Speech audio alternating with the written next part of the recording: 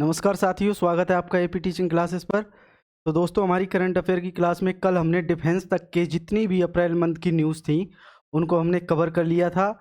आज हम उसके आगे की जो न्यूज़ हैं अप्रैल मंथ की, जिसमें इकोनॉमिक्स या समिट, खेल जगत से संबंधित, उनको देखेंगे। इसके साथ ही मैं आपको एक बताना चाहता हूँ कि ये जो भी हमारा करंट अफेयर की क्लास चल रही है, यहाँ से आपके एग्ज़ाम में कितने भी क्वेश्चन पूछे जाएं, ठीक है, उसमें 90% क्वेश्चन आपको यहाँ से ज़रूर मिल जाएंगे। और इसके लिए आपको कुछ भी नहीं करना है, बस आपको एक बार क्लास देखनी है। इसके साथ ही आपको एक बार इसका जो पीडीएफ आपको प्रोवाइड कराई जाएगी उसकी रीडिंग करनी है। और साथ ही 2 बार आपको इसकी रिवीजन ज़रूरी है, ठीक है। फिर इसके बाद आप इसको कतई नहीं भूलेंगे और आपके एग्ज़ाम में आया हुआ क्वेश्चन के गलत होने की चांस भी बहुत ही कम रहेंगे। तो चलिए हम स्टार्ट करते हैं अपनी क्लास। आज का पहला सेक्शन जो है वो इकोनॉमिक्स से संबंधित है, आर्थिक परिदृश्य, ठीक है, देखते हैं उसे। तो पहली जो है गवर्नमेंट ई मार्केट पोर्टल, मतलब ई जैम आपने सुना होगा। गवर्नमेंट ई मार्केट पोर्टल जो है उसे ई जैम के नाम से भी जाना जाता है, ठीक है। तो भारत के जैम पोर्टल को सार्वजनिक खरीद के मामले में दुनिया का तीसरा सबसे बड़ा ई कॉमर्स प्लेटफॉर्म बन गया। तो जैम पोर्टल जो है वो सार्वजनिक खरीद के मामले में दुनिया का तीसरा सबसे बड़ा ई कॉमर्स प्लेटफॉर्म बन गया है। यह जो प्लेटफॉर्म है वो किस मंत्रालय के अधीन कार्य करता है? तो यह वाणिज्य एवं उद्योग मंत्रालय, भारत सरकार द्वारा वर्ष 2016 में शुरू किया गया था। तो ई जैम पोर्टल जो है वो वाणिज्य एवं उद्योग मंत्रालय के द्वारा, वाणिज्य एवं उद्योग मंत्रालय, भारत सरकार के द्वारा 2016 में शुरू किया गया था। यह एक ऑनलाइन प्लेटफॉर्म है जो कई सरकारी विभागों और संगठनों द्वारा वस्तुओं तथा सेवाओं की खरीद की सुविधा प्रदान करता है। अब यहाँ से कैसे क्वेश्चन बन सकते हैं? तो पहला तो कॉन्सेप्चुअल क्वेश्चन बनेगा कि यह प्लेटफॉर्म, ई जैम प्लेटफॉर्म जो है वो दुनिया का तीसरा सबसे बड़ा ई कॉमर्स प्लेटफॉर्म बन गया है, ठीक है। दूसरा जो स्टेटमेंट है कि यह वाणिज्य एवं उद्योग मंत्रालय के अधीन कार्य करता है। इसके साथ ही इसकी शुरुआत वर्ष 2016 में हुई थी। और अगला जो स्टेटमेंट बन सकता है क्या है, इसमें जो याद रखने वाली बात है कि यह सरकारी विभागों और संगठनों के द्वारा वस्तुओं एवं सेवाओं की खरीद की सुविधा प्रदान करता है, ठीक है। तो वस्तुओं और सेवाओं दोनों की खरीदने की सुविधा प्रदान करता है क्या? GeM portal. क्लियर? तो जैम पोर्टल से संबंधित जो अप्रैल मंथ में जो न्यूज़ थी उससे हमने देखा कि इसमें क्या क्या इंपॉर्टेंट है, जो आपके एग्जाम के दृष्टि से इम्पोर्टेंट न्यूज बन सकती है या फिर क्वेश्चन आ सकता है। तो वो कहाँ कहाँ से आ सकता है वो हमने देख लिया। आगे चलते हैं। समुद्री उत्पादों का निर्यात लक्ष्य। समुद्री उत्पाद जो हैं आजकल समुद्री उत्पादों के निर्यात का लक्ष्य रखा गया है। तो भारत सरकार द्वारा अगले 2 वर्षों में समुद्री उत्पादों के निर्यात का लक्ष्य कितना? $12 अरब का निर्धारित किया गया है। तो समुद्री उत्पादों का कितना अरब डॉलर का? $12 अरब का निर्धारित किया गया है। भारत का यूरिया आयात बंद करने का लक्ष्य 2025। यहाँ से आपका सीधा सीधा क्वेश्चन कैसे बन सकता है कि भारत ने यूरिया आयात को बंद करने का लक्ष्य कब तक रखा गया है? तो ये रखा गया है वर्ष 2025 तक, ठीक है। साथ ही केंद्रीय रसायन एवं उर्वरक मंत्रालय के अनुसार भारत सरकार वर्ष 2025 तक यूरिया आयात बंद कर देगा, क्योंकि भारत में ऊर्जा संयंत्रों के चालू होने के कारण स्वदेशी यूरिया उत्पादन क्षमता में वृद्धि हो रही है, ठीक है। कथन और कारण वाला क्वेश्चन भी यहाँ से बन सकता है कि भारत सरकार ने यूरिया आयात करने का लक्ष्य 2025 रखा है, क्योंकि भारत में ऊर्जा संयंत्रों के क्योंकि भारत में स्वदेशी यूरिया उत्पादन क्षमता में वृद्धि हो रही है। इस टाइप से भी यहाँ से क्वेश्चन बन सकता है। भारत यहाँ पर यूरिया है, यूरिया का सबसे बड़ा आयातक देश है, जो अपनी कुल यूरिया की आवश्यकता का 30% या 30% आयात से पूरा करता है। कि भारत जो है सबसे बड़ा आयातक देश है यूरिया का, और जो अपनी यूरिया की आवश्यकताओं का कितना प्रतिशत? 30% आयात से पूरा करता है। तो यूरिया आयात से संबंधित जो न्यूज आपके लिए इम्पोर्टेंट है वो हमने यहाँ पर सारी कवर की हैं। ये यूपीएससी यूपीपीसीएस के लिए काफ़ी इंपॉर्टेंट न्यूज़ है, क्योंकि यहीं से ही कॉन्सेप्चुअल क्वेश्चन ऐसे ही टॉपिक से बनते हैं। ठीक है, आगे देखते हैं। एचडीएफसी बैंक लक्षद्वीप में शाखा खोलने वाला पहला निजी बैंक बना। ठीक है, तो लक्षद्वीप में पहली शाखा, मतलब एचडीएफसी बैंक पहला ऐसा बैंक है जिसने लक्षद्वीप में शाखा खोली अपनी, मतलब ब्रांच खोलने वाला पहला निजी क्षेत्र का बैंक कौन सा है? एचडीएफसी।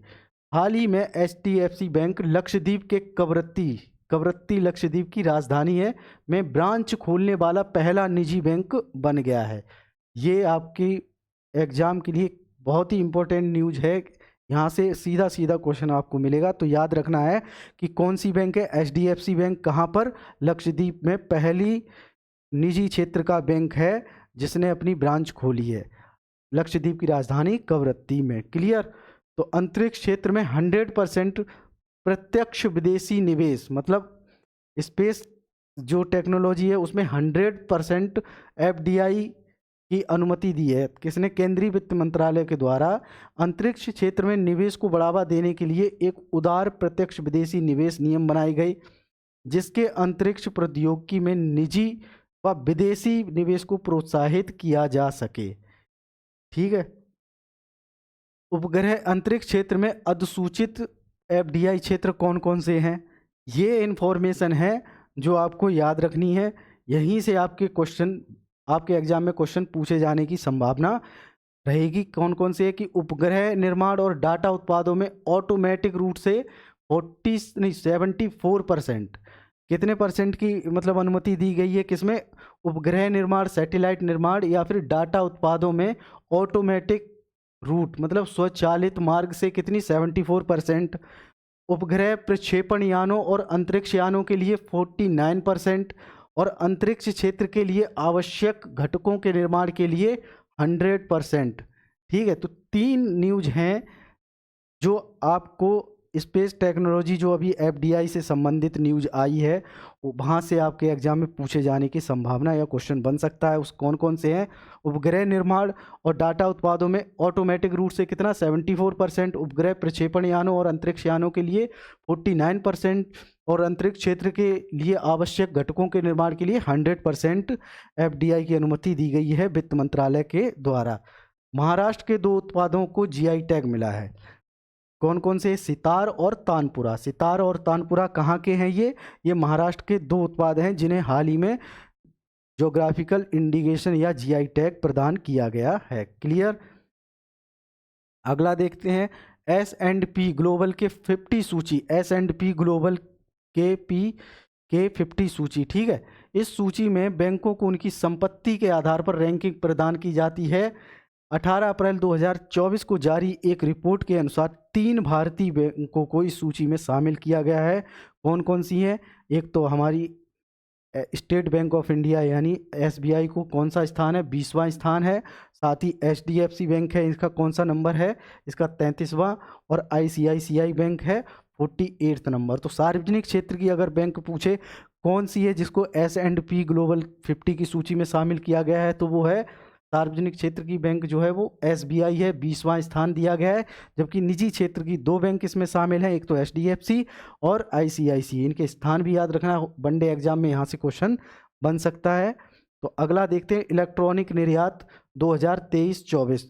2023-24 में जो इलेक्ट्रॉनिक्स निर्यात की सूची अभी जारी की गई है, तो उस सूची में तमिलनाडु जो स्टेट है वो 33% भागीदारी के साथ पहले नंबर पर है। तमिलनाडु के बाद कर्नाटक दूसरे नंबर पे और उत्तर प्रदेश कितना? 15.32% भागीदारी के साथ तीसरे स्थान पर है। ठीक है, ये यूपीपीसीएस प्रारंभिक परीक्षा में यहाँ से क्वेश्चन बनने की संभावना है, तो इस न्यूज़ को जरूर याद रखें, जरूर देख लें एक बार ढंग से। इलेक्ट्रॉनिक्स निर्यात 2023-24 पहले नंबर पर कौन सा है? तमिलनाडु और दूसरे नंबर पर कर्नाटक, तीसरे पर उत्तर प्रदेश है। तो यूपीपीसीएस प्रीलिम्स और यूपीपीसीएस आरओ एग्जाम के लिए बहुत ही इंपॉर्टेंट न्यूज़ है। चलिए आगे चलते हैं। आगे हमारा जो इकोनॉमिक्स सेशन से संबंधित जो इन्फॉर्मेशन थी या जो न्यूज़ थी वो हमने देख ली अप्रैल मंथ की। अगला जो हमारा टॉपिक है वो है समिट या जो सम्मेलन हुए हैं 2 अप्रैल मंथ में, उनको देखेंगे। तो संघाई सहयोग संगठन के सुरक्षा परिषदों के सचिवों की बैठक, ठीक है। संघाई सहयोग संगठन के सुरक्षा परिषदों के सचिवों की बैठक कहाँ हुई? Astana, Kazakhstan. अस्ताना क्या है? कजाकिस्तान की राजधानी है, ठीक है। प्रमुख तथ्य जो इसमें याद करने वाले हैं, इसमें क्या है कि भारतीय राष्ट्रीय सुरक्षा सलाहकार अजीत डोभाल ने इस बैठक में भारतीय प्रतिनिधि मंडल का नेतृत्व किया। इसमें क्या है कि जब भी समिट से कोई क्वेश्चन पूछा जाता है तो एक तो उसका सबसे मेन चीज़ होता है उसका वेन्यू याद रखना, दूसरा उसमें भागीदार मतलब किसने इसमें पार्टिसिपेट किया था या नेतृत्व किसने किया था, इनको जरूर याद रखना।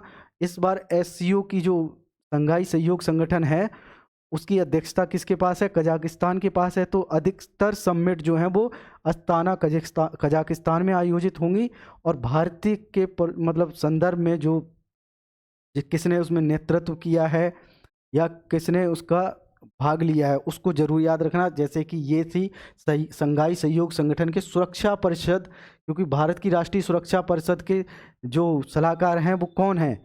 वो अजीत डोभाल जी हैं, ठीक है। तो उन्होंने हिस्सा लिया था इसमें, भारत के प्रतिनिधि मंडल का नेतृत्व अजीत डोभाल ने किया था और ये बैठक आयोजित कहाँ हुई थी? ये अस्ताना कजाकिस्तान में हुई थी। उच्च स्तरीय यूक्रेन शांति शिखर सम्मेलन, उच्च स्तरीय यूक्रेन शांति शिखर सम्मेलन, वेन्यू इसका स्थान पूछेगा तो कहाँ था? स्विट्जरलैंड में था। 11 अप्रैल 2024 को रूस और यूक्रेन के राष्ट्र प्रमुखों के स्तर पर सम्मेलन की मेजबानी की घोषणा स्विट्जरलैंड के द्वारा की गई, ठीक है। अगली इंफॉर्मेशन देखते हैं। 16वां विश्व भविष्य ऊर्जा सम्मेलन, ये एक इम्पोर्टेंट न्यूज है, ठीक है, इसको जरूर याद कीजिएगा। 16वां विश्व भविष्य ऊर्जा सम्मेलन, इसका स्थान क्या था? अबू धाबी, यूएई, मतलब संयुक्त अरब अमीरात की राजधानी है ये अबू धाबी। यहाँ पर कौन सा कार्यक्रम?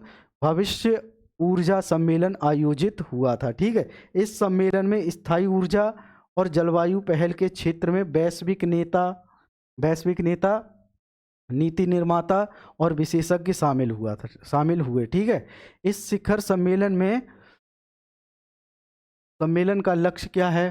खुद को वैश्विक जलवायु कार्रवाई, नवीकरणीय ऊर्जा और जल सुरक्षा, साथ ही सतत विकास पर चर्चा करने के लिए एक अग्रणी मंच के रूप में स्थापित करना है, ठीक है।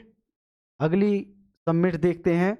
Sustainable finance for tiger landscape conference, sustainable finance for tiger landscape conference, venue था इसका भूटान, ठीक है। भूटान सरकार द्वारा संपूर्ण एशिया में बाघों और उनके आवासों के संरक्षण के लिए आगामी दशक में $1 बिलियन जुटाने के लिए, मतलब कितना? $1 बिलियन जुटाने के लिए पृथ्वी दिवस यानी कि 22 अप्रैल को sustainable finance for tiger landscape conference का आयोजन किया गया, ठीक है। तो sustainable finance for tiger landscape conference की मेजबानी किस देश के द्वारा की गई? तो याद रखना ये मेजबानी जो है वो भूटान सरकार के द्वारा की गई और इसका स्थान क्या था? भूटान था। और साथ में इससे जो रिलेटेड न्यूज है वो क्या है कि संपूर्ण एशिया में बाघों के और उनके आवासों के संरक्षण के लिए ये समिट आयोजित की गई थी। इसका उद्देश्य था कि अगले दशक में $1 बिलियन जुटाने के लिए ये इस सम्मेलन का आयोजन किया गया था, ठीक है। रोगी सुरक्षा अधिकार WHO द्वारा घोषणा पत्र, रोगी सुरक्षा अधिकार WHO द्वारा घोषणा पत्र, ठीक है। WHO ने मरीजों की संख्या पर आयोजित वैश्विक मंत्री स्तरीय शिखर सम्मेलन में पहला रोगी सुरक्षा अधिकार घोषणा पत्र का विमोचन किया। तो पहला रोगी सुरक्षा अधिकार घोषणा पत्र का विमोचन किसके द्वारा किया गया? WHO के द्वारा किया गया। इससे मरीजों की सुरक्षा सुनिश्चित करने के लिए आवश्यक कानून, नीतियां और दिशा निर्देश तैयार करने में सरकारों व अस्पताल दोनों को मदद मिलेगी, क्लियर। तो रोगी सुरक्षा अधिकार पत्र घोषणा पत्र क्या है?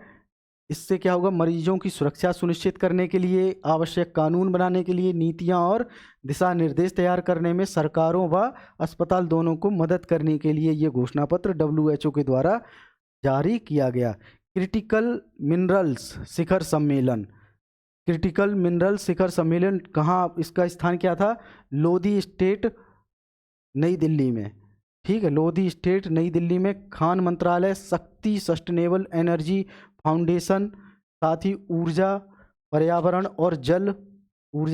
जल परिषद और भारतीय सतत विकास संस्थान के साथ साझेदारी में महत्वपूर्ण खनिज शिखर सम्मेलन लाभकारी और प्रसंस्करण क्षमताओं को बढ़ाना का आयोजन किया गया। ठीक है, अगली इंफॉर्मेशन देखते हैं। अगली समिट जो है संघाई सहयोग संगठन रक्षा मंत्रियों की बैठक। संघाई सहयोग संगठन रक्षा मंत्रियों की बैठक, किसकी? रक्षा मंत्रियों की बैठक आयोजित हुई थी। कहाँ हुई थी ये? अस्ताना, कजाकिस्तान में आयोजन हुआ था इसका। भारत के रक्षा सचिव गिरधर अरमाने, किसने? भारत के जो रक्षा सचिव हैं गिरधर अरमाने ने 26 अप्रैल 2024 को SCO रक्षा मंत्रियों की बैठक में भाग लिया। तो जो रक्षा मंत्रियों की SCO मतलब संघाई सहयोग संगठन रक्षा मंत्रियों की जो बैठक आयोजित हुई थी अस्ताना कजाकिस्तान में, उसमें किसने भाग लिया था? गिरधर अरमाने ने। ये कौन है? ये रक्षा सचिव हैं। ठीक है, इस बैठक में एक संयुक्त विज्ञप्ति जारी की गई जिसमें SCO के रक्षा मंत्रियों ने अन्य पहलों पर भी सहमति व्यक्त की थी। ठीक है, चलिए आगे चलते हैं।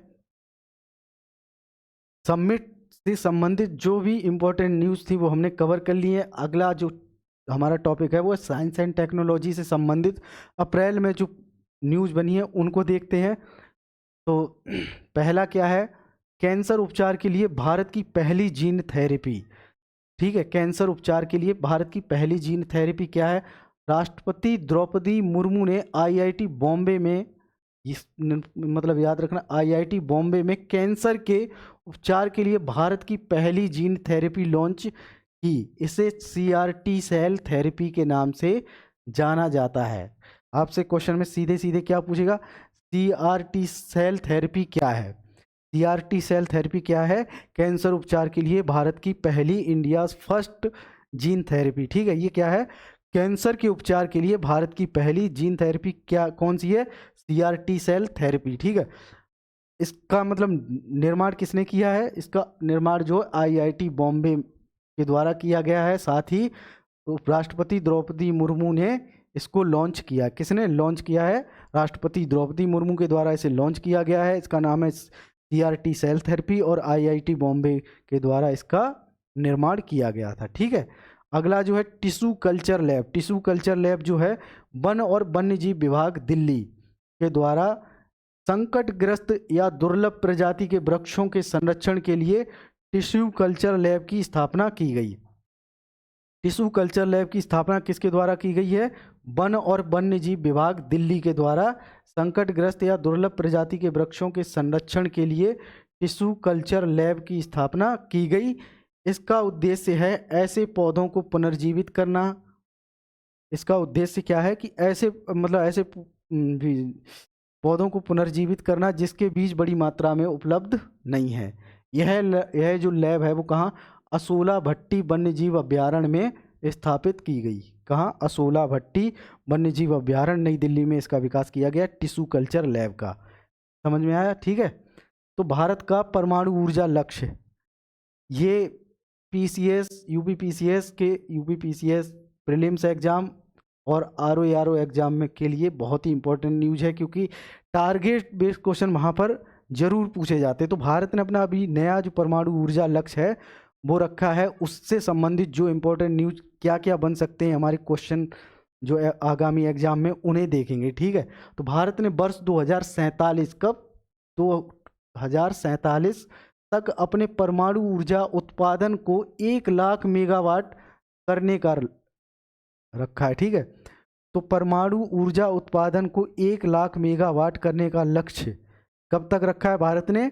2047 तक।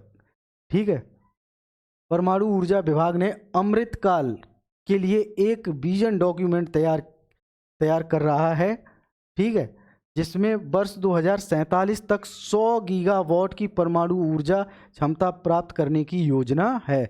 तो भारत का परमाणु ऊर्जा लक्ष्य कब तक प्राप्त करना है? 1 लाख मेगावाट रखा गया इसका टारगेट, कब तक? 2047 तक इसे प्राप्त करना है। अगली न्यूज देखते हैं, पृथ्वी की सतह से 700 किलोमीटर नीचे विशाल महासागर, ठीक है। अब इससे संबंधित जो न्यूज है उसे देखते हैं। संयुक्त राज्य अमेरिका के 2000 भूकंप मापी नेटवर्क द्वारा लगभग 500 से अधिक भूकंप से उत्पन्न भूकंपीय तरंगों का पता लगाना। इस रिसर्च से ज्ञात हुआ कि पृथ्वी के कोर में नम चट्टानों के साथ संपर्क में आने के बाद इन तरंगों की गति धीमी हो जाती है, जो विशाल जल भंडार की उपस्थिति का संकेत देती है, ठीक है। यह भूमिगत जलाशय पृथ्वी की सतह से 100 किलोमीटर नीचे रिंग डाइट नामक चट्टान में स्थित है। भूकंपीय तरंगें आपको पता होना चाहिए कि 3 टाइप की होती हैं, प्राइमरी, सेकेंडरी और लैटिट्यूड, यानी कि धरातली तरंगें, ठीक है। इसमें जो प्राथमिक तरंगें जो होती हैं, प्राइमरी जिन्हें बोला जाता है, वो तीनों माध्यम, ठोस, द्रव और गैस, तीनों में ही चल सकती हैं। तो उन्हीं तरंगों के माध्यम से यह पता चला है कि ऐसा होता है कि जब ठोस माध्यम से ये तरंगें गुजरती हैं तो इनकी स्पीड बहुत तेज होती है, जबकि गैस और द्रव में अपेक्षाकृत धीमी, ठीक है। तो जब ये 100 किलोमीटर के आसपास ये तरंगें पहुंची तो वहां पर इनकी स्पीड क्या हो गई? स्लो हो गई, जिससे ये पता चला है कि यहाँ पर द्रव है, जो कि नम चट्टानों की उपस्थिति या विशाल जल भंडार की उपस्थिति का संकेत देता है। इसे कहते हैं पाताल लोक भी इसे कह सकते हैं। हमारे मतलब हम लोग बोलते भी रहते हैं कि पृथ्वी के नीचे पाताल है, तो वैसा ही यहाँ पर 100 किलोमीटर नीचे रिंगव डाइट नामक चट्टान में यह जलाशय उपस्थित है। इसका संकेत हमें इन तरंगों के माध्यम से पता चला है, ठीक है। तो साउथ कोरिया ने कृत्रिम सूर्य बनाया है अभी हाल ही में। तो साउथ कोरिया के वैज्ञानिकों ने एक आर्टिफिशियल सन में 100 मिलियन डिग्री सेल्सियस का तापमान 48 सेकंड तक मेंटेन करने का वर्ल्ड रिकॉर्ड बनाया है। ये टेम्परेचर जो है वो सूर्य के कोर से 7 गुना अधिक है। समझ रहे हो? मतलब साउथ कोरिया ने एक ऐसा आर्टिफिशियल सन बनाया है जो कितना, सूर्य की कोर से 7 गुना टेम्परेचर अधिक प्रोड्यूस करने की मतलब उसमें क्षमता है। क्लियर? तो अगला देखते हैं, पृथ्वी अवलोकन उपग्रह टीसैट 1A, ठीक है। भारत का पहला निजी क्षेत्र का, ये याद रखना क्या है, टीसैट 1A क्या है? ये भारत का पहला निजी क्षेत्र द्वारा निर्मित पृथ्वी अवलोकन उपग्रह है, ठीक है। इसका निर्माण किसने? टाटा सन्स की सहायक company Tata advance 5 system limited द्वारा लॉन्च किया गया इसे। तो टीसैट 1A ये भारत का पहला निजी क्षेत्र का पृथ्वी अवलोकन उपग्रह है, जिसका निर्माण टाटा सन्स की एक सहायक company Tata advance 5 system limited द्वारा किया गया है। यह एक सैन्य उपयोगी उपग्रह है जिसे 7 अप्रैल 2024 को Kennedy space centre Florida America से लॉन्च किया गया है, ठीक है। टीसैट 1A उपग्रह का निर्माण टाटा एंड सिस्टम द्वारा संयुक्त राज्य अमेरिका की सैटालॉजिक कंपनी के सहयोग से किया गया, ठीक है। इसमें ये ऐसी न्यूज 2022 में यहाँ से मतलब एक निसार उपग्रह के बारे में यूपीपीसीएस में क्वेश्चन पूछा गया है। तो ये न्यूज भी पीसीएस एग्जाम के लिए आप बहुत इंपॉर्टेंट है, यही पूछ लेगा कि इसमें टाटा सन्स एंड सिस्टम द्वारा किस अन्य कंपनी ने इसमें सहयोग किया था, ठीक है। तो ये क्या था? सैटालॉजिक कंपनी के साथ मिलकर इस सैटेलाइट का निर्माण किया है, जिसका नाम है टीसैट 1A, ठीक है। तो चलिए अगली तो अब उस पर चलते हैं। प्रौद्योगिकी अवशोषण वर्ष। भारतीय सेना ने वर्ष 2024 को प्रौद्योगिकी अवशोषण का वर्ष घोषित किया है। तो भारतीय सेना ने 2024 को क्या? प्रौद्योगिकी अवशोषण वर्ष घोषित किया है। आगे देखते हैं।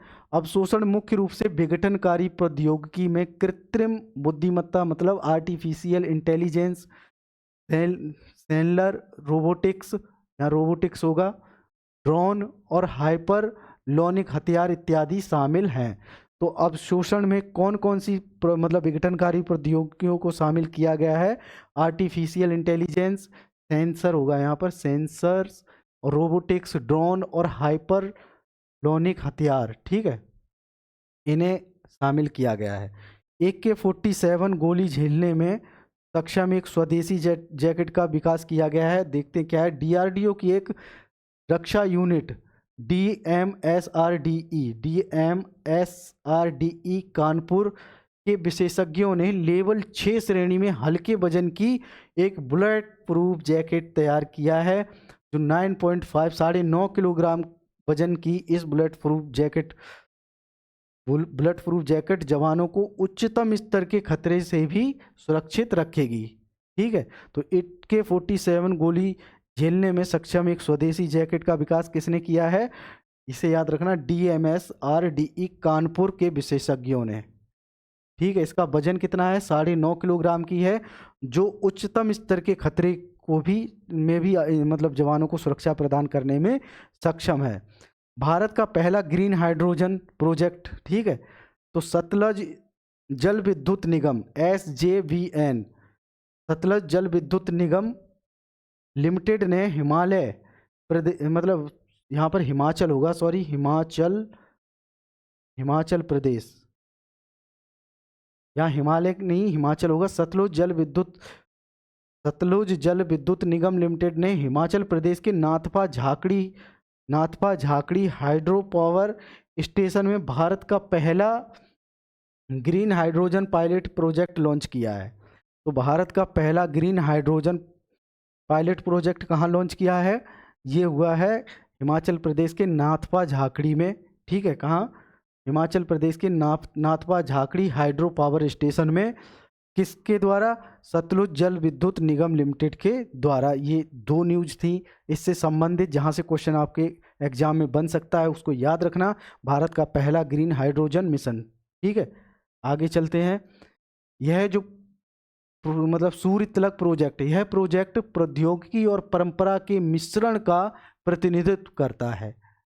ठीक है, पहली स्टेटमेंट क्या है कि यह प्रोजेक्ट टेक्नोलॉजी और ट्रेडिशन के मिश्रण का प्रतिनिधित्व करता है। इस प्रोजेक्ट के तहत सूर्य की सटीक किरण के साथ साथ भगवान राम की मूर्ति के मस्तक को प्रकाशित करने के लिए निर्मित किया गया है। सूर्य तिलक प्रोजेक्ट किससे संबंधित है? ये भगवान राम की जो मूर्ति है उनके मस्तक को प्रकाशित करने के लिए इसका निर्माण किया है। भारतीय तारा भौतिकी संस्थान ISA ने सूर्य तिलक प्रोजेक्ट के लिए सूर्य की स्थिति, डिजाइन एवं ऑप्टिकल फाइबर प्रणाली के अनुकूलन गणना की है। ठीक है, वर्ष 2030 तक भारत का मलबा मुक्त अंतरिक्ष।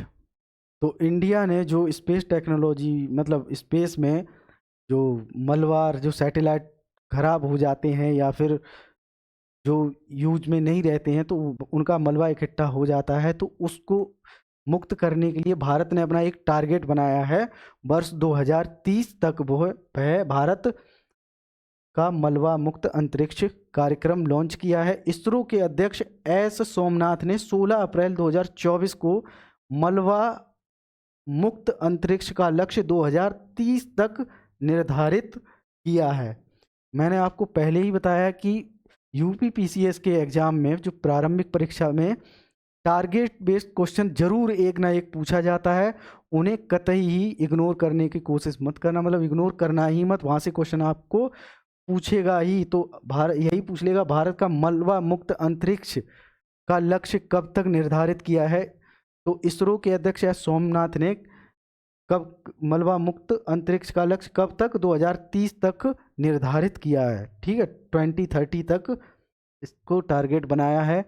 अब पर्यावरणीय घटनाक्रम देखते हैं। उष्ण कटिबंधीय चक्रवात गमाने। ठीक, उष्ण कटिबंधीय चक्रवात गमाने बहुत ही इंपॉर्टेंट न्यूज है, खासकर UPPCS RO और UPPCS प्रारंभिक परीक्षा के लिए। उष्ण कटिबंधीय चक्रवात गमाने की उत्पत्ति कहाँ हुई है? हिंद महासागर में स्थित मेडागास्कर द्वीप के पास हुई है। पहली चीज गमाने की उत्पत्ति कहाँ हुई है? मेडागास्कर द्वीप के पास, और इस चक्रवात की औसत गति 150 से लेकर 250 किलोमीटर प्रति घंटा थी। ठीक, अगला देखते हैं। भारत में दुनिया में शीर्ष कुप्रबंधित प्लास्टिक अपशिष्ट उत्पादकों, मतलब भारत दुनिया के शीर्ष कुप्रबंधित प्लास्टिक अपशिष्ट उत्पादकों में शामिल किया। स्विट्जरलैंड स्थित एक एनजीओ है रेग्यू अर्थ एक्शन की रिपोर्ट के अनुसार पृथ्वी के 60% कुप्रबंधित प्लास्टिक कचरे के लिए भारत दुनिया के शीर्ष 12 देशों में से एक है। मतलब जो पृथ्वी का 60% प्लास्टिक कचरा है उसमें दुनिया के 12 देश शामिल हैं। ठीक है, उनमें से एक देश कौन सा है? अपना इंडिया को भी शामिल किया गया है। एक स्विट्जरलैंड का एनजीओ है, ये अर्थ एक्शन की रिपोर्ट है, उसमें बताया गया है कि पृथ्वी के कुप्रबंधित प्लास्टिक कचरे के लिए भारत दुनिया के शीर्ष 12 देशों में से एक है। इस सूची में पहले स्थान पर कौन सा है? इरिट्रिया, जबकि बरमूडा सबसे नीचे है। रिपोर्ट में शामिल अन्य 12 देश, उनको भी देखते हैं कौन कौन से वो 60 देश हैं जो 60% प्लास्टिक कचरा के लिए उत्तरदायी हैं या जिम्मेदार हैं। तो मैक्सिको, संयुक्त राज्य अमेरिका, रूस, ब्राज़ील, चीन, ईरान, तुर्की, मिस्र, भारत, पाकिस्तान, वियतनाम और इंडोनेशिया।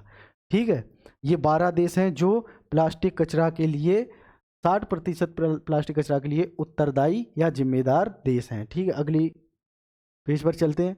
समुद्री जीवन को बढ़ावा देने के लिए भारत द्वारा अपनी दूसरी कृत्रिम भित्तियों की स्थापना मुंबई के बरलीकोली के पास की जा रही है। कृत्रिम भित्तियों की स्थापना कहाँ की जा रही है? मुंबई के बरलीकोली के पास की जा रही है। महासागर दशक सम्मेलन 2024 स्पेन के बार्सिलोना में इसका आयोजन हुआ है। ये याद रखना, महासागर दशक सम्मेलन 2024, महासागर दशक सम्मेलन वेन्यू क्या था? स्पेन के बार्सिलोना में इसका आयोजन हुआ है। पृथ्वी विज्ञान सचिव एम रविचंद्रन के नेतृत्व में भारतीय प्रतिनिधिमंडल ने भाग लिया। थीम क्या थी? हम जो महासागर चाहते हैं उसके लिए आवश्यक विज्ञान प्रदान करना।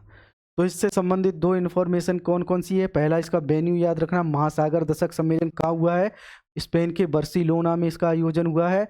और भारत के पृथ्वी विज्ञान सचिव एम रविचंद्रन के नेतृत्व में भारतीय प्रतिनिधि मंडल ने इसमें पार्टिसिपेट किया था। साथ ही इसकी थीम क्या थी? हम जो महासागर चाहते हैं उसके लिए आवश्यक विज्ञान प्रदान करना। ये 3 चीज़ें थी जो महासागर दशक सम्मेलन 2024 से संबंधित थी, जो आपके एग्जाम में पूछेगा। ठीक है, या पूछ सकता है। ठीक है, आगे देखते हैं। एशिया महाद्वीप में जलवायु स्थिति रिपोर्ट 2023 आई है, उससे संबंधित हम जो इम्पोर्टेंट फैक्ट हैं उनको देखते हैं।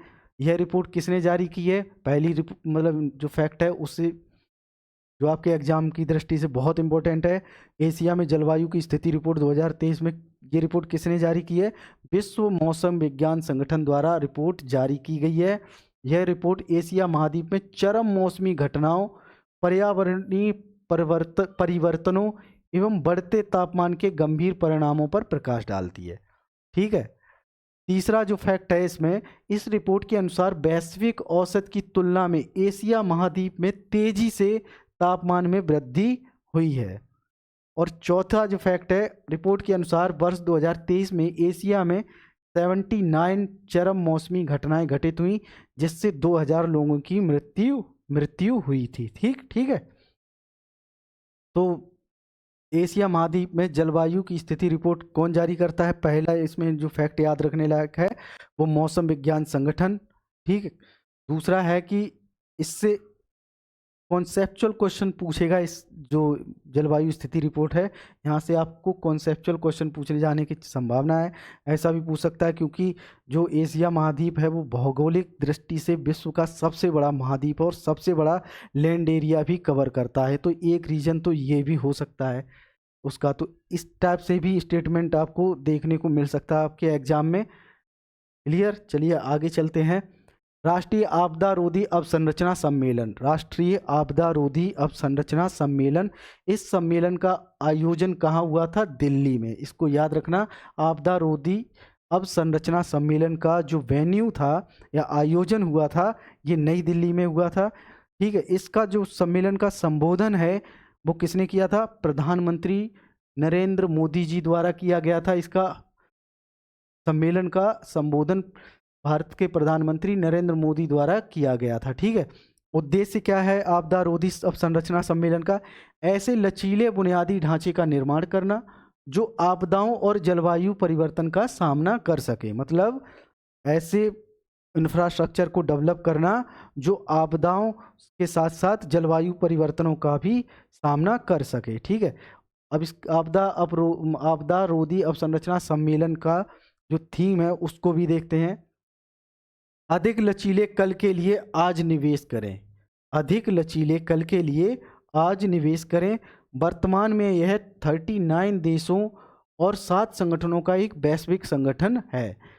ठीक, यह 39 देशों और 7 संगठनों का एक अंतर्राष्ट्रीय आपदा रोधी अवसंरचना सम्मेलन, मतलब ये एक संगठन भी है। कितने देशों का? 39 देशों और 7 संगठनों का एक वैश्विक संगठन भी है। आगे चलते हैं, स्पोर्ट्स। ठीक है, स्पोर्ट्स से संबंधित अप्रैल की जो इम्पोर्टेंट न्यूज हैं उनको भी देखते हैं। तो पहला जो फैक्ट है वो है मियामी ओपन 2024। पुरुष युगल विजेता कौन थे? रोहन बोपन्ना भारत के और मैथ्यू एबडेन ऑस्ट्रेलिया के। ये पुरुष युगल के विजेता हैं मियामी ओपन के। मियामी ओपन 2024 का आयोजन जो था वो कहाँ हुआ था? संयुक्त राज्य अमेरिका में हुआ था। इस जीत के साथ रोहन बोपन्ना और मैथ्यू एबडन की जोड़ी ने एटीपी पुरुष डबल्स रैंकिंग में अपनी रैंक 1 पुनः प्राप्त की है। ठीक है, वर्ल्ड लेवल पे इन्होंने डबल्स में पहली रैंक प्राप्त की है मियामी ओपन के जीतने के बाद। Clear? IWF world cup, IWF विश्व कप 2024 फुकेत सिटी कहाँ हुआ था? इसका आयोजन फुकेत सिटी थाईलैंड में इसका आयोजन हुआ था। IWF world cup. ठीक है, इसमें क्या हुआ था? बिंदिया रानी देवी ने 2 अप्रैल 2024 को आयोजित IWF विश्व कप में कौन सा ब्रॉन्ज मेडल या कांस्य पदक जीता? तो बिंदिया रानी देवी ने कौन सा मेडल जीता था? ब्रॉन्ज मेडल जीता था। कहाँ हुआ था? फुकेत सिटी थाईलैंड में IWF विश्व कप 2024 का आयोजन थाईलैंड में हुआ था। 56th राष्ट्रीय खो खो चैंपियनशिप 2023-24, मतलब 56वीं राष्ट्रीय खो खो चैंपियनशिप 2023-24 दिल्ली के इंदिरा गांधी इंडोर स्टेडियम में। वेन्यू कहाँ था इसका? खो खो चैंपियनशिप कहाँ हुआ था? दिल्ली का जो इंदिरा गांधी इंडोर स्टेडियम तथा करनैल सिंह स्टेडियम में आयोजन हुआ था। महाराष्ट्र की पुरुष और महिला टीम ने, पुरुष और महिला दोनों ही टीमों ने 56वीं राष्ट्रीय खो खो चैंपियनशिप जीती। क्लियर? 56वीं राष्ट्रीय खो खो चैंपियनशिप किसने जीती है? महाराष्ट्र की मेल और फीमेल टीम ने ये जीती है। ठीक है, आगे चलते हैं। Kazakhstan international challenge tournament 2024, Kazakhstan international challenge tournament 2024 पुरुष एकल। अब इसमें देखते हैं पुरुष एकल में कौन जीता।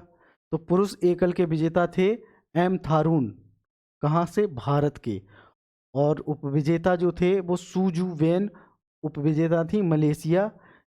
जो स्पोर्ट्स है ना, तो ये जो प्लेयर हैं जैसे सूजू वेन है, इनका संबंध किस देश से है या किस खेल से भी है, ये भी आपसे पूछ सकता है। इसलिए इनको भी आप जरूर देखते रहिएगा कि इनका संबंध किस देश से है या फिर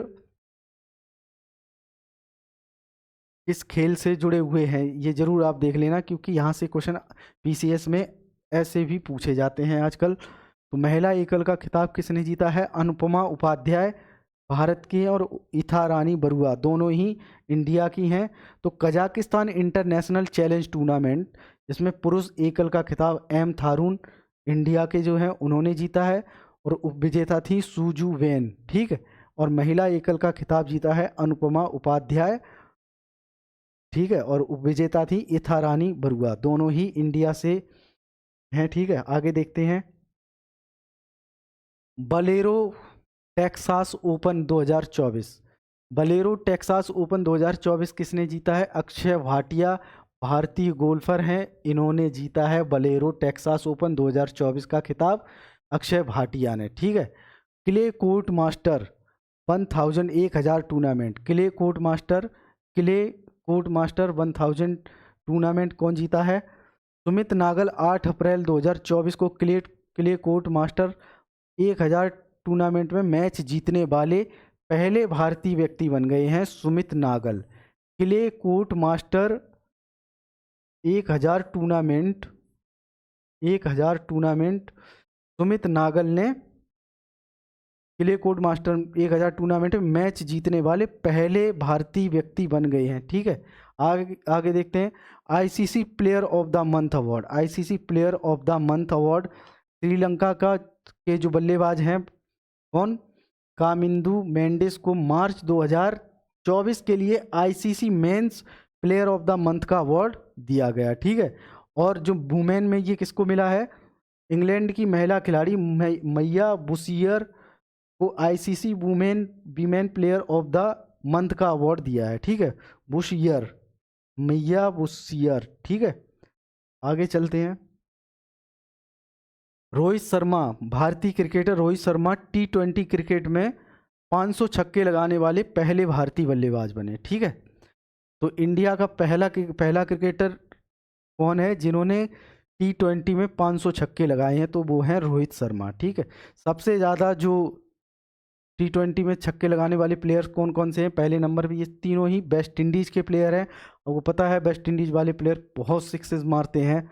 तो क्रिस गेल, इन्होंने 1056 छक्के मारे हैं। किरेन पोलार्ड जो हैं उन्होंने 860, और आंद्रे रसेल ये अभी भी खेल रहे हैं, इन्होंने 678 सिक्सेस मारे हैं।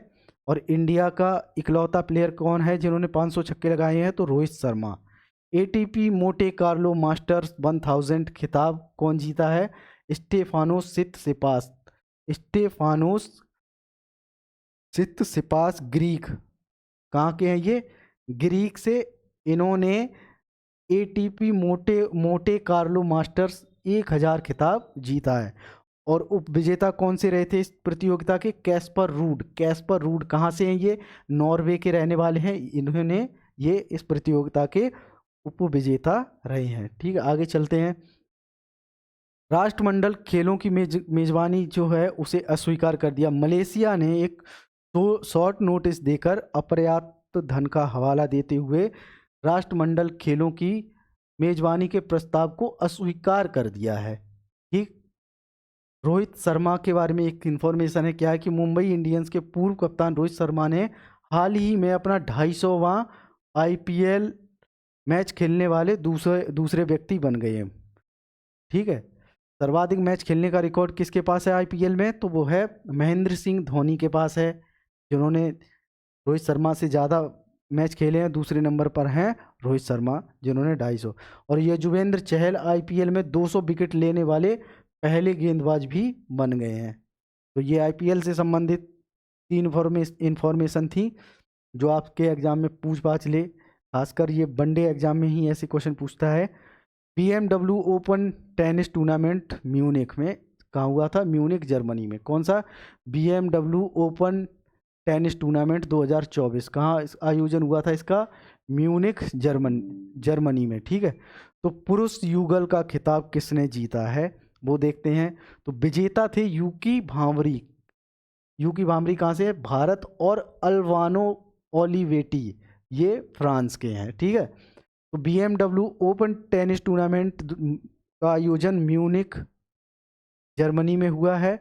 विजेता थे, जो पुरुष युगल के विजेता कौन थे? यूकी भांवरी इंडिया के हैं, और उनके साथी अल्वानो ओलिवेटी फ्रांस के, ठीक है।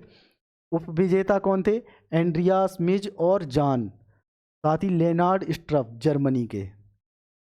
BMW ओपन टेनिस खिताब को वावेरियन इंटरनेशनल टेनिस चैंपियनशिप के नाम से भी जाना जाता है, ठीक है। BMW ओपन टेनिस खिताब को किसके नाम से भी जाना जाता है? वावेरियन इंटरनेशनल टेनिस चैंपियनशिप के नाम से भी जाना जाता है। कैंडिडेट्स शतरंज टूर्नामेंट, वेन्यू क्या था इसका, टोरंटो कनाडा, विजेता थे डी गुकेश। ये एक शतरंज टूर्नामेंट हुआ था, कैंडिडेट शतरंज टूर्नामेंट टोरंटो कनाडा में, जिसके विजेता थे डी गुकेश। ठीक है। फीफा विश्व कप, जो दो फीफा वर्ल्ड कप का प्रायोजक किसे नियुक्त किया गया है, सऊदी अरब कंपनी आरामको है। ये कहाँ कंपनी कहाँ की है, सऊदी अरेबियन कंपनी है आरामको। 2027 का प्रमुख फीफा टूर्नामेंट को प्रायोजित करेगी, जिसमें 2026 में आयोजित होने वाली पुरुष विश्व कप तथा 2027 में आयोजित होने वाली महिला विश्व कप का आयोजन भी शामिल है। ठीक है। Patch open squash, Paris France में आयोजन हुआ था इसका, विजेता कौन है, बेलायन सेंथिल कुमार, भारत के। तो बैच ओपन स्क्वैश जो इसका वेन्यू पेरिस फ्रांस में आयोजित हुआ था, विजेता थे बेलायन सेंथिल कुमार, कहाँ के, इंडिया के। उपविजेता है मेलविन साइनी मैनिको, फ्रांस के। चलिए अगली, रिपोर्ट और सूचकांक। ठीक है, एक दो क्वेश्चन यहाँ से आपको जरूर एग्जाम में मिलता है, स्पेशली इससे संबंधित जो इन्फॉर्मेशन है या जो भी रैंकिंग है वो पीसीएस के एग्ज़ाम, यूपी पीसीएस के एग्ज़ाम में आपसे पिछले वर्ष के भी पूछ लेता है, उसका भी आप ज़रूर याद रखिएगा। चलिए हम देखते हैं पहले क्या क्या है इसमें।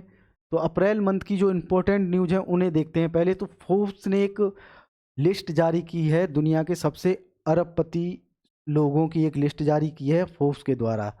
फोर्ब्स एक मैगजीन है जिसने अरबपति सूची जारी की है। तो फोर्ब्स के अनुसार दुनिया के 5 सबसे अमीर लोग कौन कौन से हैं। तो पहले नंबर पर हैं बर्नार्ड आर्नोल्ट, इनकी कुल संपत्ति 233 अरब डॉलर है। दूसरे नंबर पे है एलोन मस्क, 195 अरब डॉलर। तीसरे नंबर पे कौन है, जेफ बेजोस, 194 अरब डॉलर। और चौथे नंबर पर हैं मार्क जुकरबर्ग, 177 अरब डॉलर। और लैरी एलिसन, 114 अरब डॉलर। तो सब दुनिया के सबसे 5 अमीर लोग कौन कौन से थे वो हमने देखे। आगे देखते हैं, फोर्ब्स के अनुसार दुनिया के 3 सबसे ज़्यादा अरबपतियों वाले देश कौन से हैं। पहले नंबर पर अमेरिका, दूसरे पे चाइना और तीसरे पर है अपना इंडिया। ये तीसरे नंबर पर है जहां दुनिया के सबसे ज़्यादा अरबपति लोग रहते हैं। फोर्ब्स की इस रिपोर्ट के अनुसार रिलायंस इंडस्ट्री लिमिटेड के अध्यक्ष और सह प्रबंधक निदेशक जो है मुकेश अंबानी एकमात्र भारतीय हैं जो टॉप 10 की लिस्ट में शामिल है। इनकी रैंक क्या है, 9th पोजीशन पर है कौन, मुकेश अंबानी, दुनिया के सबसे अमीर लोगों की सूची में। टॉप 10 में तो चलो कम से कम एक इंडियन है ही। खाद्य अपशिष्ट सूचकांक रिपोर्ट, खाद्य अपशिष्ट सूचकांक रिपोर्ट 2024 जारीकर्ता कौन है, संयुक्त राष्ट्र पर्यावरण कार्यक्रम and waste and resources action programme, waste and resources action programme. इस रिपोर्ट को जरूर याद करना। रिपोर्ट कौन जारी करता है, जारीकर्ता संस्थान या व्यक्ति, इसको जरूर आप याद रखना। जैसे कि खाद्य अपशिष्ट सूचकांक रिपोर्ट 2024 है तो इसको कौन, संयुक्त राष्ट्र पर्यावरण कार्यक्रम यानी कि यूनेप, और वेस्ट एंड रिसोर्सेज साथ ही action programme, waste and resources action programme. ठीक, ये दोनों मिलकर खाद्य अपशिष्ट सूचकांक रिपोर्ट जारी करते हैं। ठीक है, तो 2024 में क्या हुआ, इस सूचकांक के अनुसार वर्ष 2022 में सभी महाद्वीपों के परिवारों ने प्रतिदिन पर डे 1 मिलियन से अधिक एक वक्त का भोजन बर्बाद किया है, जिसने 783 मिलियन लोग भुखमरी से प्रभावित हुए। ठीक है, तो सही खाद्य अपशिष्ट सूचकांक रिपोर्ट 2024 हमने देखा, इससे संबंधित जो इन्फॉर्मेशन थी उसे भी देखा।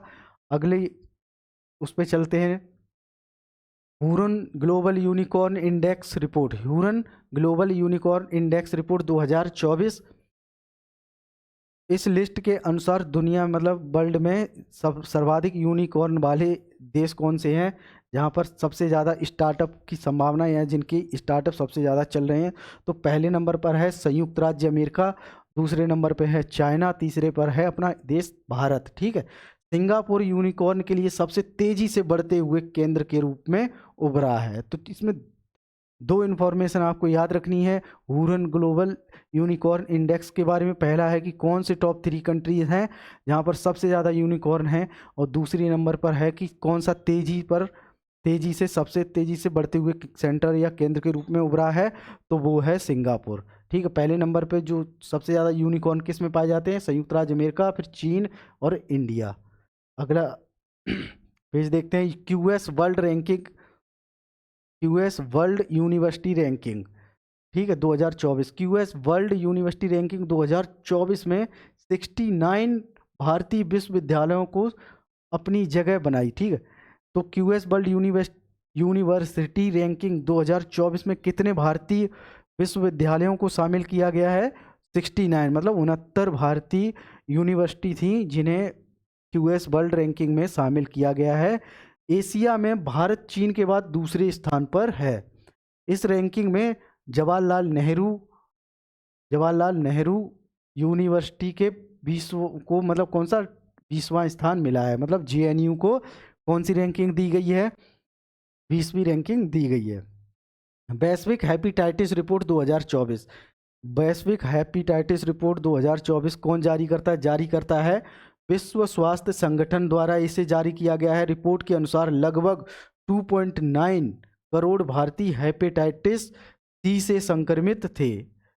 ठीक है, कितने? 2.9 करोड़ भारतीय हेपेटाइटिस सी से संक्रमित थे। तो वैश्विक ग्लोबल हेपेटाइटिस रिपोर्ट 2024 जारीकर्ता का नाम, संस्थान जो है वो WHO है, और इस रिपोर्ट में कितने 2.9 करोड़ भारतीय हेपेटाइटिस सी से संक्रमित थे, यानी सर्वाधिक जो हेपेटाइटिस सी से संक्रमित हैं वो कौन सा है? तो यही क्वेश्चन आपसे पूछ लेगा, तो याद रखना है हेपेटाइटिस सी से सबसे ज़्यादा भारतीय संक्रमित हैं, ठीक, ना कि बी से।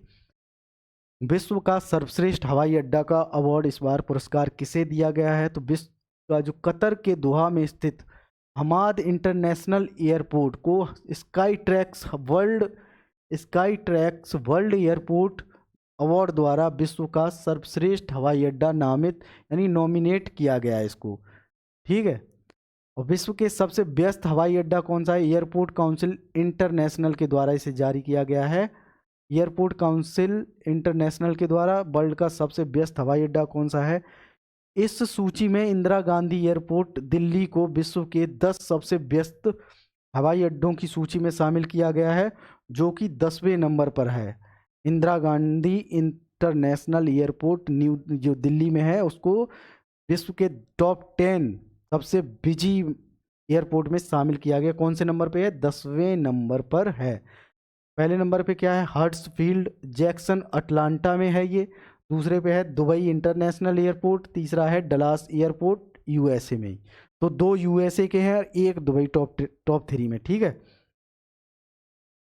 दक्षिण एशिया में सर्वश्रेष्ठ हवाई अड्डा स्टाफ, साउथ एशिया में सर्वश्रेष्ठ हवाई अड्डा स्टाफ 2024, तो राजीव गांधी इंटरनेशनल एयरपोर्ट हैदराबाद ने साउथ एशिया में सर्वश्रेष्ठ हवाई अड्डा 2024 का पुरस्कार प्राप्त किया है। ठीक है, सिप्री रिपोर्ट 2024, इसका सिप्री का फुल फॉर्म क्या होता है उसे देखते हैं। Stockholm International Peace Research Institute की रिपोर्ट में दुनिया के सर्वाधिक सैन्य खर्च करने वाले देशों की सूची जारी की है, जिसमें पहले नंबर पर कौन सा है? जो अपनी सैन्य क्षमता पर सबसे ज़्यादा खर्च करते हैं सिप्री के अनुसार, वो है पहले नंबर पे अमेरिका, दूसरे पर है चाइना, तीसरे पर है रसिया या रूस, चौथे पर है इंडिया।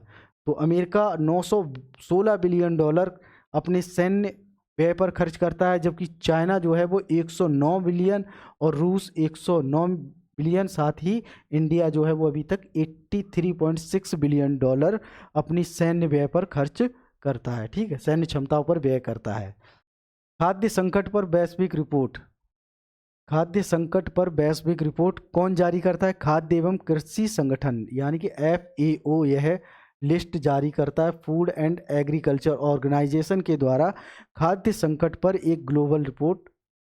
ठीक है, इस रिपोर्ट के अनुसार 2023 में 59 देशों और क्षेत्रों में लगभग 52 मिलियन लोग गंभीर भूख से पीड़ित थे, ठीक है, जो 2022 की तुलना में 22 मिलियन की वृद्धि को दर्शाता है। जनसंख्या के आधार पर विश्व में सबसे ज़्यादा गंभीर खाद्य संकट वाले देश कौन कौन से थे, देखते हैं उन्हें। पहला है कांगो लोकतांत्रिक गणराज्य, ठीक है, दूसरा है नाइजीरिया, तीसरा है सूडान, चौथा है अफगानिस्तान और पांचवा इथोपिया, जहां सबसे ज़्यादा गंभीर रूप से खाद्य संकट वाले देश रहे। ठीक, कौन कौन सा है? पहला कांगो गणराज्य, कांगो डेमोक्रेटिक रिपब्लिक, दूसरा है नाइजीरिया, तीसरा है सूडान और चौथा है अफगानिस्तान, पांचवा है इथोपिया। यानी कि इसमें 4 जो देश हैं वो अफ्रीकन कंट्री से संबंधित हैं और एक जो है अपना एशिया से। ठीक है, छठे नंबर पर है यमन, 7वें पे सीरिया, 8वें पे बांग्लादेश, 9वें पे पाकिस्तान और 10वें पे म्यांमार। मतलब हमारे 2 पड़ोसी देश बांग्लादेश और पाकिस्तान और म्यांमार भी इस गंभीर खाद्य संकट वाले देशों की सूची में शामिल हैं। तो चलिए आगे चलते हैं। साउथ एशिया में गंभीर खाद्य संकट से प्रभावित क्षेत्र देश कौन कौन से हैं? तो वही हैं, अफगानिस्तान है, बांग्लादेश है, पाकिस्तान है और म्यांमार है। अगला, विश्व का सबसे बड़ा हवाई अड्डा, दुबई का अल मकतम अंतर्राष्ट्रीय हवाई अड्डा जो है वो विश्व का सबसे बड़ा हवाई अड्डा बनेगा। ठीक है, अंतर्राष्ट्रीय परिदृश्य भी देखते हैं। कच्चा तीवू विवाद, अभी हाल ही में आपने पिछले मंथ में देखा होगा कि इंडिया और श्रीलंका में कच्चा तीवू एक आइलैंड है, उसको लेकर थोड़ा विवाद हो गया था। ठीक है, तो कच्चा तीवू भारत और श्रीलंका के बीच पाक जल संधि में 285 एकड़ में विस्तृत एक निर्जन स्थान है। यह भारत के कहाँ से? रामेश्वरम से लगभग 14 समुद्री मील की दूरी पर स्थित एक द्वीप है। 1974 में तत्कालीन प्रधानमंत्री इंदिरा गांधी और श्रीलंकाई राष्ट्रपति भंडार नायके के साथ एक संधि हुई जिसमें 4 समुद्री समझौते के तहत कच्चा तीवू द्वीप को भी श्रीलंका को सौंप दिया गया था। ठीक है, तो ये इससे संबंधित कुछ इन्फॉर्मेशन थी जिसे हमने देखा। ओलंपिक में ज्यूरी के सदस्य के रूप में नियुक्त होने वाली महिला, तो बिल्किस मीर, ये बहुत इंपॉर्टेंट न्यूज़ है, इसको आप ज़रूर याद रखना क्योंकि जम्मू कश्मीर से रिलेटेड कोई भी ऐसी न्यूज़ हो वो आपके एग्ज़ाम में पूछे जाने के चांसेस रहते हैं। तो बिल्किस मीर जो कहाँ है? जम्मू कश्मीर की है। इन्हें पेरिस 2024 में जो ओलंपिक गेम्स होंगे फ्रांस में आयोजित होने वाले 33वें ग्रीष्मकालीन ओलंपिक में सदस्य के रूप में नियुक्त किया गया। वह ज्यूरी का सदस्य बनने वाली पहली भारत की महिला हैं। तो ये बहुत इम्पोर्टेंट न्यूज़ है आपके एग्ज़ाम के लिए, इसको आप ज़रूर ढंग से देखना और याद रखना। कौन है वो? बिल्किस मीर, ओलंपिक के ज्यूरी सदस्य के रूप में नियुक्त होने वाली भारत की पहली महिला। जर्मनी ने भांग या कैनविस के उपयोग को वैध बनाने वाला कानून बनाया है। ठीक है, तो ऐसा क्वेश्चन पूछेगा, हाल ही में कौन सा ऐसा देश है जिसने भांग के उपयोग को वैध बनाने वाला कानून बनाया है? तो कौन सा देश है? जर्मनी। ठीक है, तो जर्मनी ने कैनविस है यहाँ पर, कैनबिल नहीं, कैनविस के उपयोग को वैध बनाने वाला कानून पारित किया है। अगला है सितवे बंदरगाह, म्यांमार में है ये बंदरगाह। म्यांमार की जो रखाइन प्रांत है वहाँ कलादान नदी पर स्थित सितवे बंदरगाह के पूरे संचालन को संभालने के लिए इंडिया, यहाँ पर इंडिया है, सॉरी बहुत ज़्यादा गड़बड़ हो गया है थोड़ा, इंडिया पोर्ट्स ग्लोबल के प्रस्ताव को मंजूरी दी है। ठीक है, सितवे बंदरगाह इंडिया पोर्ट ग्लोबल लिमिटेड के नियंत्रण में आने वाला दूसरा अंतर्राष्ट्रीय बंदरगाह बन गया है। ठीक है, पहला कौन सा है? ग्वादर बंदरगाह जो है वो पहला है, दूसरा है सितवे बंदरगाह। सितवे बंदरगाह कहाँ है? कलादान नदी पर स्थित है ये। ठीक है, कहाँ? म्यांमार में। क्लियर, याद रखना ये बात, बहुत इंपॉर्टेंट है ये न्यूज़ आपके लिए। जिग जिम्बाब्वे गोल्ड, हाल ही में जिम्बाब्वे ने जिग नामक एक स्वर्ण समर्थित मुद्रा जारी की है और इसका उद्देश्य क्या है? अर्थव्यवस्था को स्थिर करना। ऐसा है ना, पिछले कुछ टाइम से लगभग 24-25 सालों से जिम्बाब्वे की जो इकोनॉमी है वो बहुत ही ज़्यादा मतलब इकोनॉमिक क्राइसिस से गुजर रहा है। वहाँ पर मुद्रा स्फीति की कंडीशन बहुत ज़्यादा एक्सट्रीम लेवल पर पहुँच गई है, जिसके लिए जिम्बाब्वे ने क्या किया है? एक जिम्बाब्वे गोल्ड के नाम से एक नई मुद्रा जारी की है ताकि वो उनकी अर्थव्यवस्था को स्थिरता प्रदान कर सके। ठीक है। WHO द्वारा एक मेनिंजाइटिस के लिए एक टीका लगाने वाला, जो नहीं, मेनिंजाइटिस एक रोग होता है जिसमें क्या होता है, आपकी स्पाइनल कॉर्ड की जो झिल्लियां हैं उसमें सूजन वगैरह आ जाती है। ठीक है। तो स्पाइनल कॉर्ड की सूजन के लिए ये जो मेनिंजाइटिस रोग है, इसका टीका लगाने वाला पहला देश कौन सा बना है, ये आपके एग्जाम में पूछ सकता है। तो नाइजीरिया जो है वो मेनिंजाइटिस के लिए टीका लगाने वाला पहला देश बना है। ठीक है। WHO द्वारा अनुशंसित मैन 5 CV, मैन 5 CV का मतलब होता है मैन 5 कुंजुगेट वैक्सीन। ठीक है।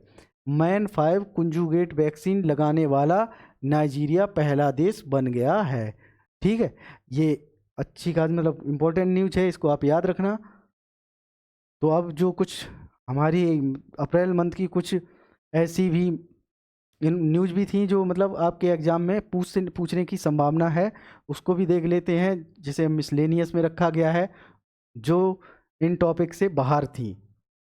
तो हाल ही में चीन के इंजीनियरों और वैज्ञानिकों ने टियाटोंग परियोजना के तहत विश्व का पहला ऐसा उपग्रह बनाया है जो बिना मोबाइल टावर के कॉल की जा सकती है।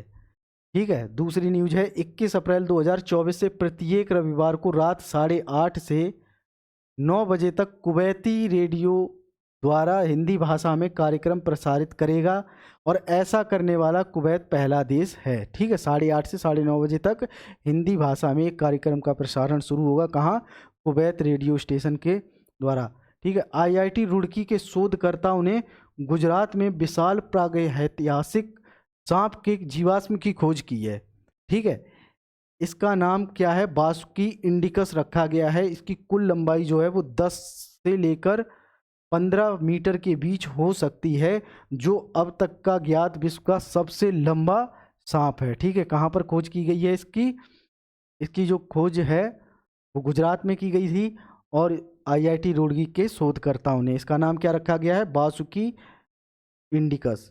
ठीक है। ये अब तक का ज्ञात सबसे बड़ा सांप था। और हाल ही में केरल में अडानी समूह के बिझीजंग पोर्ट को पहले ट्रांसशिपमेंट पोर्ट के रूप में संचालित करने के लिए शिपिंग मंत्रालय से मंजूरी मिल गई है।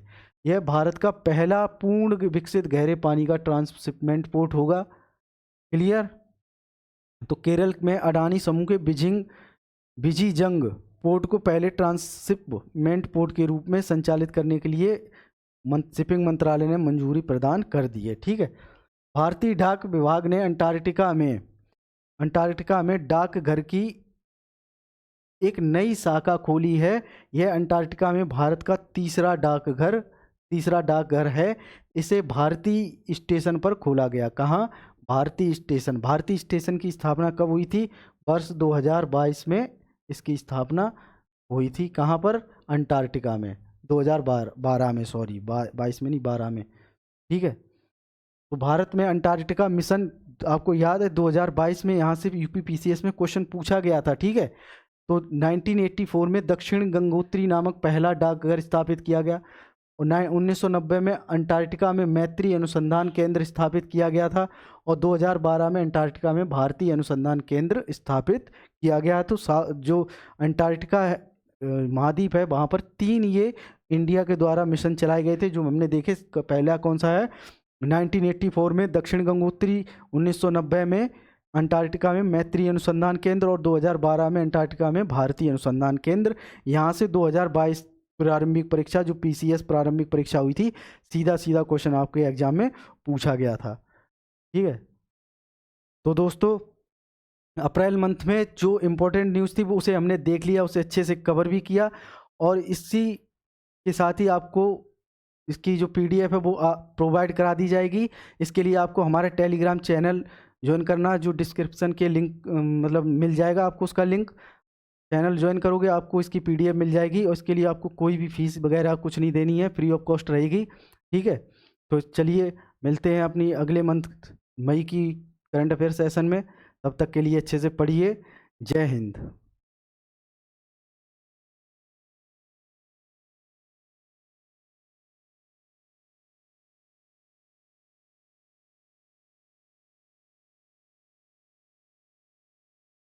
या